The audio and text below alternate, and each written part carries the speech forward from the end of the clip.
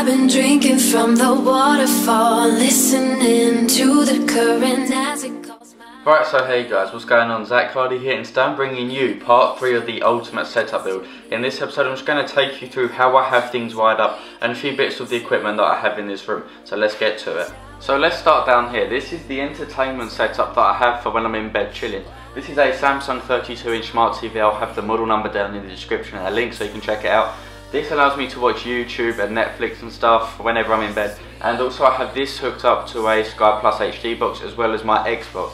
So I can also game and watch live TV, I can watch the football in bed and everything else. And then with that TV I've got it paired up to these Logitech speakers. They're in the Z range, I can't quite remember the model number, but that'll be down in the description as well if you want to check that out. These speakers sound really great, and the picture provides a really clear, crisp image of whatever I'm watching, and it also has a thing on it called sport mode, so when I'm watching football it enhances the picture somehow and makes it look absolutely stunning. So down here I do actually have my amplifier, which I don't particularly use much at the moment, and that will soon be replaced with a processor, hopefully if things go to plan. Alongside that I have my Brother HL112 laser printer. This has been a really good device for me, and I rate it so highly overall. It costs about £50 to buy new, and I've only had to change the toner cartridge once after 2 years of owning it.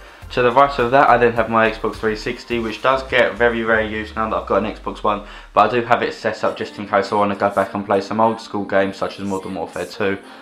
Above that I have my Xbox One, which I use as my main gaming device. I'm not a PC gamer. I do appreciate the PC side of gaming, but I just don't think it's all about the facts and figures of the console you decide to play on. So I have best experience playing on the Xbox One, so that's what I use. I mostly play FIFA and GTA and Minecraft on that, and it's a really good experience overall. To the right of that I have a Sky Plus HD box. This allows me to watch hundreds of channels in HD and record them as well with its 500GB internal hard drive. So I can record a lot of TV and go back and watch whatever I want on that. It also has on demand and a lot of other apps that help me watch more programs that I may have missed. To the right of that I have my D-Link share center. This has 1TB of storage in it, which might not be a lot, but I only back up my media on it, and it does let me access it from all the computers in my house and even my smart TV. I haven't tried it with the Apple TV yet, but that's something I do want to try and set up, so look out for a video of that in the future. And then finally on the right I do have my 8-port TP-Link Ethernet switch. This is a really good device. It lets me connect all my devices to the network, and it provides really good speeds and connectivity to all of my devices. Alright, so back over to the main setup, and over here I have my Hackintosh, which I won't go over the specs with you now because they will be down in the description. That's my main rig that gets me through all the video editing and stuff. It does take a lot of maintaining to look after a Hackintosh, but it's worth it when you think about the money you save and the performance you gain as opposed to an iMac. Also, I have my 2 Asus monitors. These have been absolutely heroic screens for me. I got the 27-inch to start off with, and then I needed another one to do my gaming alongside. So I got a 23-inch one, and I will be getting another 23-inch to go on that side when I can afford to do so. Above that, I have a 42-inch Panasonic TV. I use this for when I want to watch media and sit down and just chill. It's not the best TV, it's only 720p I know, which isn't the greatest, and it's pretty outdated now, and I will replace that when I can afford to. There are a few things in here that I need to sort of upgrade if I want to make this the best it can possibly be. Also on my desk I have Harman Kardon Soundstick speakers. Those speakers I picked up for £4 used at a boot sale. They were a bit bumped up and knackered, and one of them had split into 2 when I got it, but I just glued them back together. I had to put a new AUX 3.5mm jack on the end of it, and it works an absolute treat. They're fantastic speakers and probably the best bargain I've ever actually got. On this side of my desk I have a 6-core AMD Gigabyte motherboard and an SSD and 16GB of RAM build that I built just because I had some spare parts laying about. I've just installed Windows 10 on it, and I have got some graphics issues because the drivers aren't quite there yet with Windows 10. So that's just a secondary build. I'm not sure what I'm going to use that for yet, but I've got it and I can pretty much do whatever I want with it, but I'm not too sure what that'll be yet. My peripherals, I do generally use a Cooler Master Devastator keyboard, which is just a cheap keyboard, but I don't do PC gaming and it is quite comfortable to type with. So I use that pretty much all the time, and alongside that I've got an Apple Magic Mouse, which is by far the best mouse I've ever used. I can see that some people may say it's crap for gaming, and it probably is, in the truth be told, but just for general use of a computer, it's so nice to use, especially on OS X. You have all the gestures, which are absolutely lovely, and the same with the trackpad. I own one of them and it's fantastic. The gestures just make life so much easier when you're on OS X. On top of my Harman Kardon sound sticks and my keyboard and mouse, I do actually have a Blue Snowball microphone just tucked around the corner behind that green plant. That's a really, really good microphone if you're starting up doing YouTube, but if you're doing full-time commentary work, you probably do want to invest in something a bit better than that, because like I said, it is good, but there are much better microphones out there.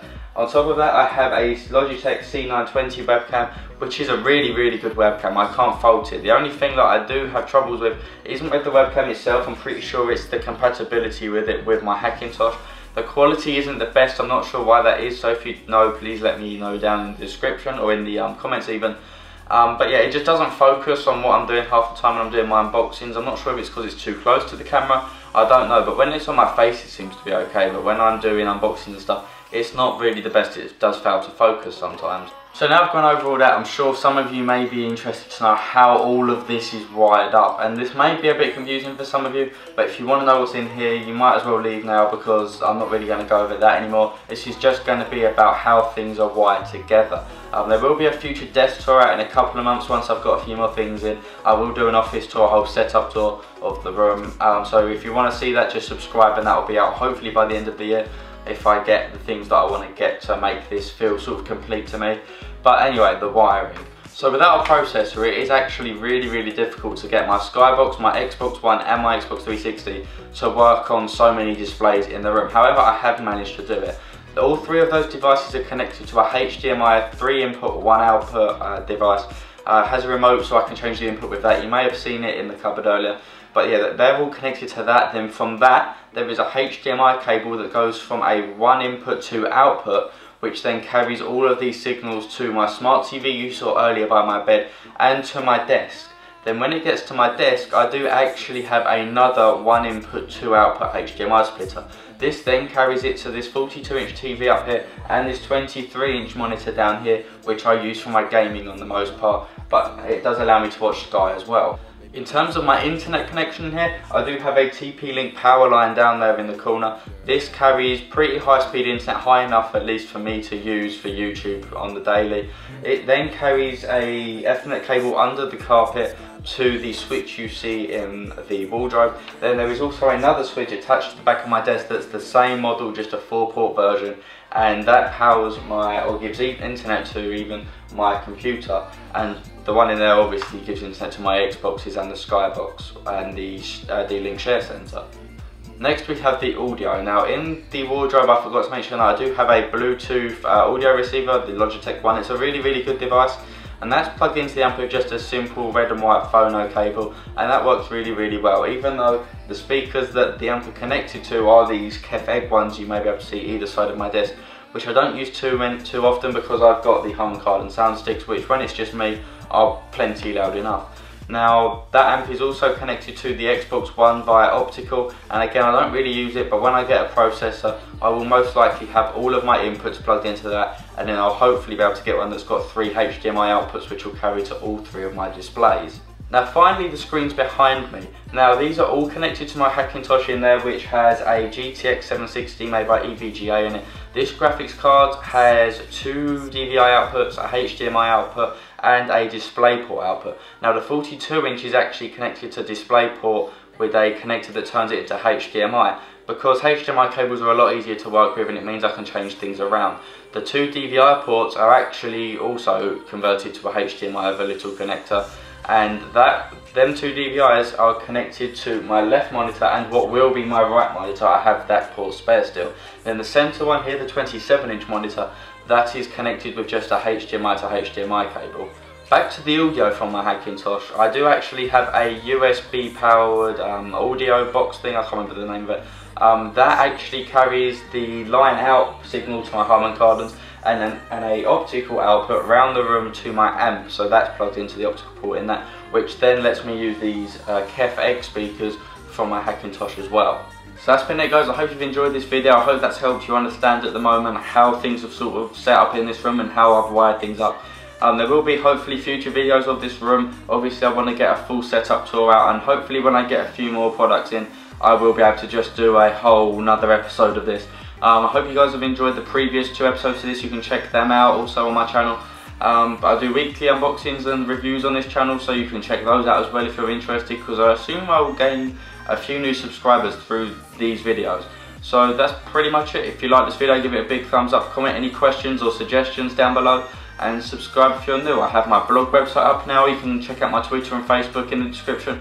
And yeah, thanks for watching, guys. Bye.